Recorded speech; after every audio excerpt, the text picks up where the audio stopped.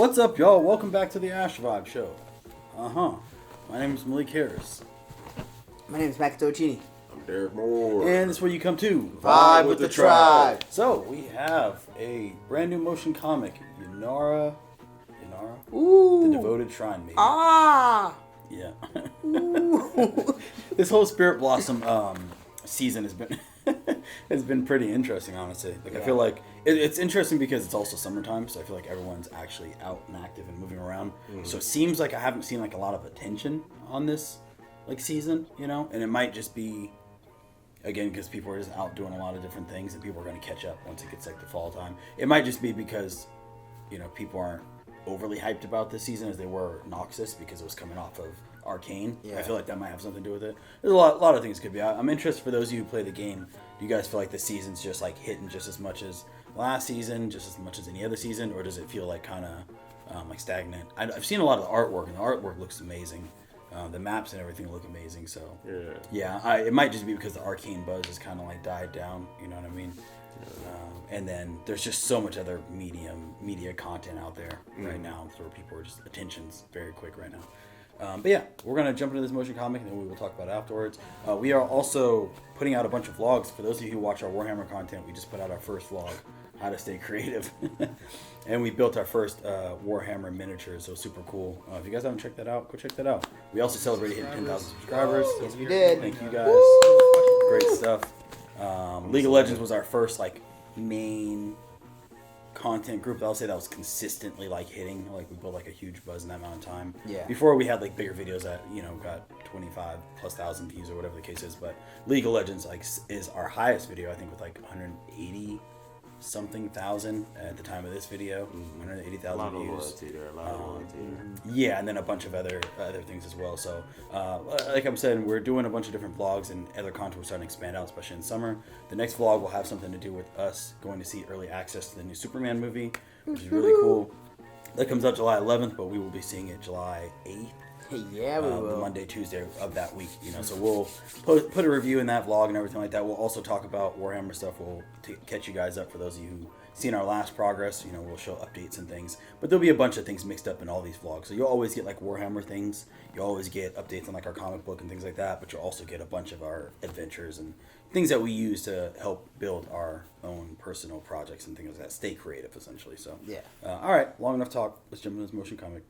Let's get it.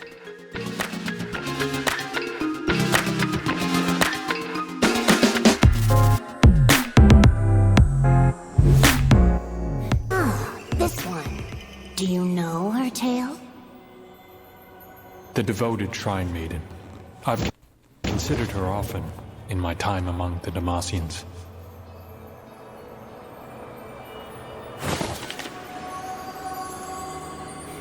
Long ago, in a time that few now recall, enlightened Khan spirits guarded the First Lands and all who called them home.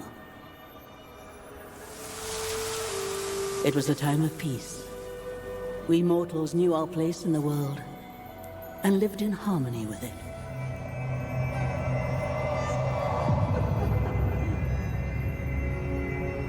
But even as the setting of the sun heralds the coming of night, peace often begets unrest.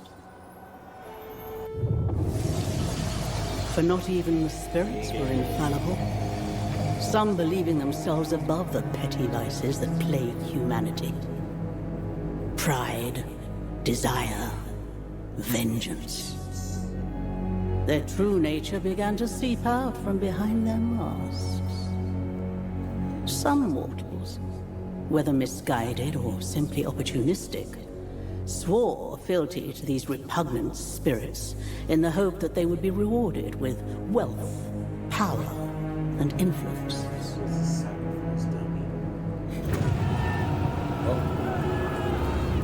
And rewarded they were, but at the cost of forsaking their principles and their very souls. The First Lands fell into chaos. Sad it was so obvious that was going to happen. Amid all this, an unlikely hero would emerge. Little young lady. A humble shrine maiden, ever faithful journeyed up to her temple in search of a way to save her village. She prayed to the patron Kane of the shrine, pleading for the strength and wisdom to restore peace to the First Lands. Oh, Great Spirit, foul beings have brought war and misery to my home. Can't help but think Avatar. This Last is Airbender not my reminds me of this. concern. But they kill and they corrupt. Everything is ruined. There are worse sins.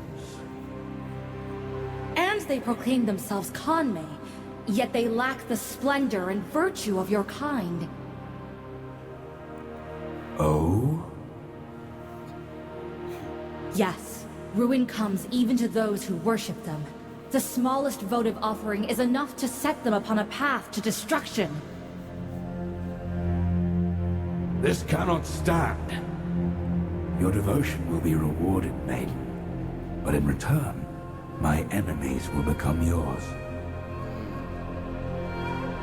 Your enemies are my enemies. We shall see. Oh, she from the hood now. And with this pact sealed, their fates became as one. Darken? Together, the Shrine Maiden and the Great Spirit set out across the First Lands. I don't know. She didn't have an object in her hand, right? Bringing the retribution to those who had defiled the sacred balance. Oh, yeah, it does. This, as you all know, would come to be known as the War of the False Kanmei. She purged all trace of the dark spirits and their followers. And as the people healed, so too did the land. They was giving me lamb and wolf vibes. But one day, a horrible truth was revealed to her. I have deceived you, my friend. In truth, I am no different from those we fought. I had hoped, when this was done, I could overcome my nature. But alas, if your enemies are mine, then I am an enemy of all, and must leave this realm. No. The Shrine Maiden refused to abandon the Great Spirit, instead choosing to join him in exile. Jeez. X-Men? Contemplating the cost of her devotion forevermore.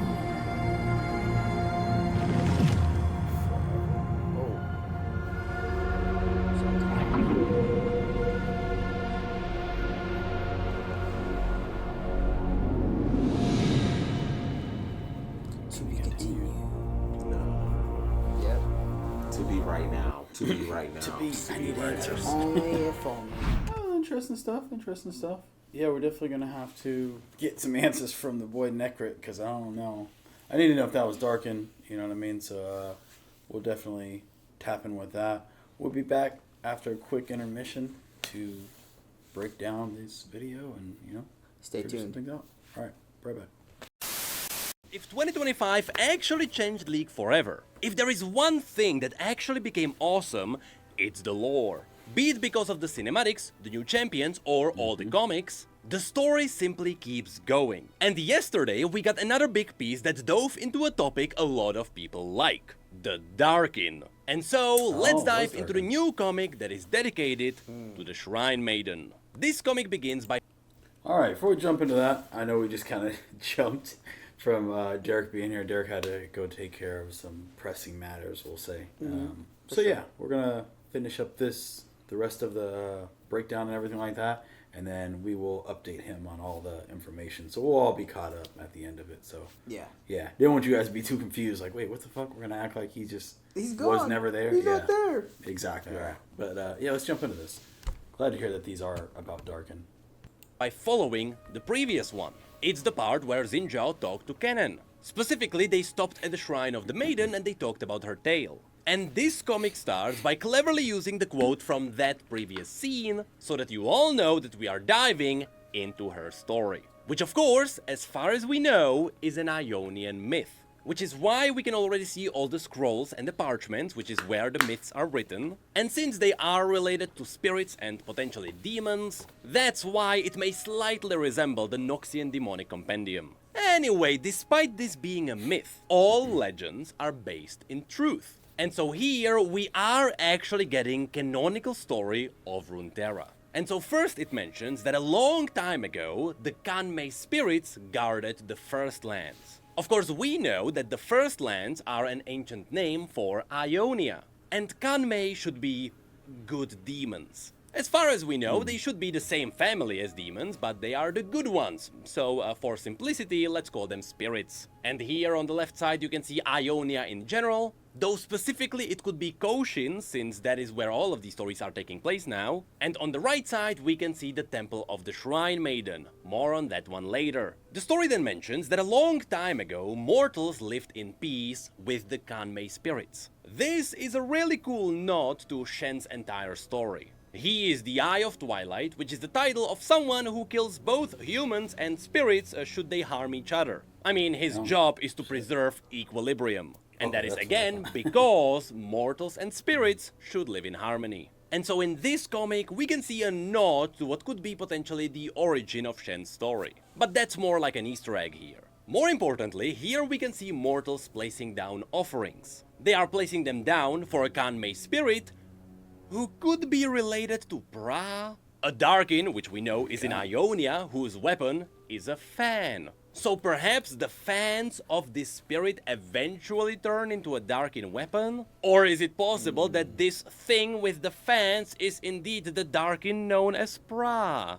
Slight foreshadowing. But remember, nothing confirmed. More importantly, next we can see that even the Kanmei spirits were not perfect. They could see themselves above the rest. And perhaps they could prey on the mortal beings. So while the comic mentions pride, desire and vengeance, all of which should be the wicked behavior of humanity, remember that these are also emotions that drive demons in general. And so the comic is trying to tease something which we've known from the previous Spirit Blossom story. It's the fact that the spirits separated into the Kanmei, which again are the good spirits, you can see these on the left side, and the Akana, or the demons, which are on the right side. However, that is not exactly what's really happening here, and that's where the dark twist comes in. You see, next the story mentions that some of these dark spirits gathered followers. It was mortal worshippers who were promised power for their servitude. And so, Ionia suffered through a new age. It was times when the mortals followed the dark spirits and they fought each other.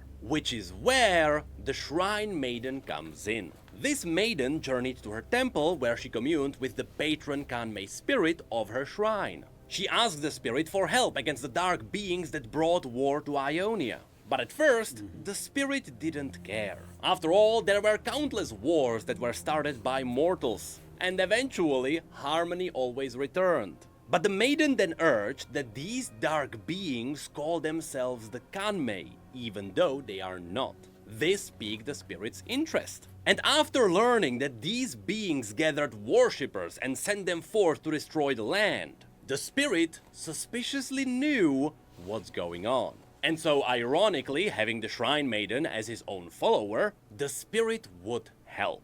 They would merge with the Shrine Maiden, and through her body, they would fight for their homeland. And so, they fought against the mortals who lost their way to the dark spirits, and thus became age known as the War of the False Kanmei, which is the dark twist I teased before. Because you see, the entire time, the dark spirits were not demons, they were not Akana, which is exactly what the Spirit Blossom story teased before. Instead, the false Kanmei, which the mortals believed were spirits, were actually the Darkin. And so, quite a long story short, the Darkin were originally the ascended warriors of the Shuriman Empire. They got their strength from the celestial powers that were granted to them by the Sun Disk. But over time, as they were sent into more and more battles, eventually they fought against the Void, which slightly broke their sanity. After this, when their Emperor Azir died, the Ascended kinda lost their purpose. This was followed by all of them fighting each other because they wanted to be the next leader. They also all got tainted by blood magic, which was invented by another one of these Ascended. And so soon, instead of Ascended, they started being called Darkin. And their battles became the Darkin War. The key point is, these battles took place all over the world, which means the Darkin were everywhere. This included Ionia, except here, instead of the Darkin War, it was the War of the False Kanmei. This also means that if you look here into the background, you can see the Darkin who were present in Ionia. But eventually, the Maiden and her spirit managed to purge them all from Ionia. After which we learn how they were able to achieve this. It was all because the patron spirit was a Darkin himself. This is why he knew what was going on, and this is why he knew how to fight them. Which is when you might wonder, well, if this spirit is also a Darkin, why does it look more celestial? In truth, we don't really know. But in the past, there were some Darkin who allied with the celestial aspects and they helped them purge the Darkin from Runeterra. Specifically in the story called Twilight of the Gods. There was a Darkin who allied with the aspect of Twilight, and they helped them use their celestial powers to seal the Darkin inside their weapons. But all of that happened in Shurima. But since the Darkin were scattered all across the world, the aspect of Twilight teased that they would scatter around and hunt them all down. And so since some of the Darkin, such as Varus, were in Ionia, who knows, maybe the patron is someone who also allied with Twilight and they helped them seal the Darkin here. In other words, maybe they are responsible for sealing Varus. In fact, if you go back to the previous panel and you have a look at the Darkin, you can see that one of them has a bow, which means this could be the original Varus. What's even cooler is that you can notice that the other one has a scythe. So it is possible that it could be the original Rast, even though he doesn't have the classic horns. But that could be because, remember, the original Darkin looked different.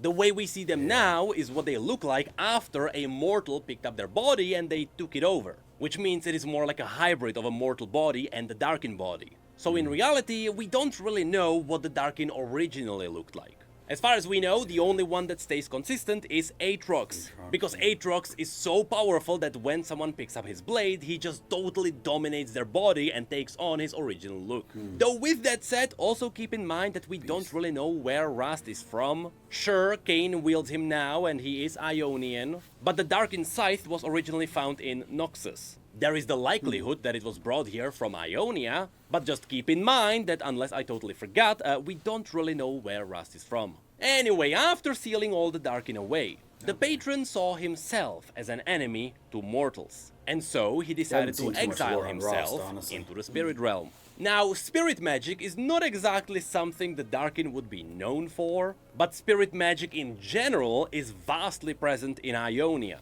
So specifically here, sure, that would be possible. However, the Shrine Maiden would stay devoted, and as the patron exiled himself, she would go with him. And so here, we can see the entire temple, together with a piece of the Ionian land, being banished into the spirit realm. How do we know this is what happened? Well, it was kinda teased in the dev video. There we got a teaser of the next cinematic, and we could see the temple kinda pop back into existence. Which means the Shrine Maiden should be using the same kind of magic as Aphelios and Elune. Because on Mount Targon, Elune entered a Lunari temple and she also vanished into the spirit realm. Which means none of this is made up and it all makes sense in the canonical setting. And that is where the story ends.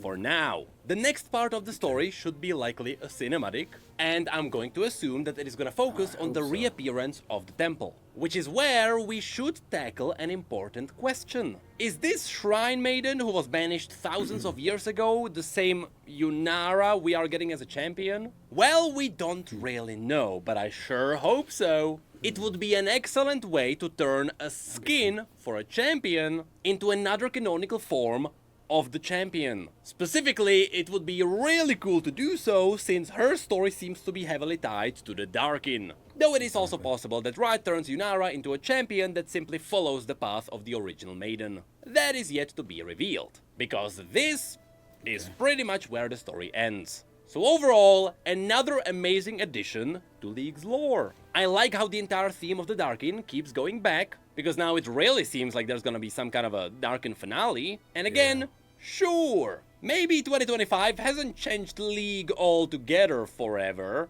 but it is making the story feel more alive. And with the constant pace of new stories and cinematics, it's kinda hard to look back at that one cinematic. What even happened back then? Yeah, we don't need to talk about that. We have a video. It's so interesting now when we watch these videos. I feel like the past like 3, 4, 5 Necrit videos I've checked in on, it's not like it used to be. You know, it used to be like, oh shit, I didn't know any of the stuff that just happened in that video. Now I feel like we're pretty caught up on a lot of stuff. Like we've consumed so much different media now to where most of them I'm kind of like, oh yeah, okay. I'm more just like head nodding, like, oh, that's what I was wondering too, or that's what I was thinking too. So very interesting. Not saying I'm on the level of Necrit. I mean, he has the entire back history of dates and you know what I mean, things like that. But it's just interesting to see our transition. It's been like a serious year, or almost a year, of like serious lore diving. It's just so much has changed. And I think because we just hit it so hard, you know what I mean, from like all these different angles. With the shows, with the lores, with the voice lines, video games, comic books. Yeah, so much stuff, man. So much stuff. It's great to see. Definitely great to see. As far as the Darkin go, I really want to go back and just watch like a good Darkin explained video. I don't know if you guys know of a good video where we could just kind of rehash the whole entire Darkin timeline. I found a couple of where are the Darkin now videos and things like that. Darkin are definitely going to be a pivotal part in this next chapter, whether it's the show and everything that LeBlanc is doing, whether it's in the game, seasons, characters. I just feel like the Darkin need to be kind of rehashed. I'm glad we went through the Spirit Blossom video. We just did that, part 1 and part 2, to get a better idea of what's going on with that in Ionia. We also did like a Vestaya video and stuff like that. So we're just kind of trying to fill in gaps where we might not fully know the context. Like I was saying with Rost, I haven't really seen him. I really don't know. I don't know if I know all of the Darkin that are currently revealed. I may have seen them, but I don't know if I can consciously. We definitely watched majority of them. Yeah, watched a lot of. I couldn't consciously go through my head and like list them. You know what I'm saying? Right. Yeah. But yeah, if you guys have a good coverage video, so we can just recap that, that'd be great. That'd be awesome. I don't really have too much more to say. I don't either. Yeah. I like the whole concept of the new champion to be maybe like how she went over to ask another spirit for like help and stuff like that. Because to me, I have a sort of a story myself that's almost kind of like the same thing, but instead of my character going and asking for help, it's revealed that he already has a spirit within him that was just laying dormant. So it's kind of cool to kind of see a different aspect of getting spiritual help somewhere else rather than just already having it. So it's kind of cool to kind of see that kind of stuff. Talking about Spirit Walker. Yeah, Spirit Walker. Okay, yeah. If you guys are interested in that, there is an Alpha Mo and Spirit Walker comic book that we already put out, which is like the intro into that world. But yeah, we have a whole another Spirit Walker series. Mac is currently writing, and I will be jumping in to, co-produce / write in the later stages, as he lays the foundation and everything like that. So definitely check it out. It's going to be a dope project for Astrovision. And that's all we got. Goodbye, y'all. Thank you guys for being here, and we'll see you guys next time. Goodbye. Later. Goodbye.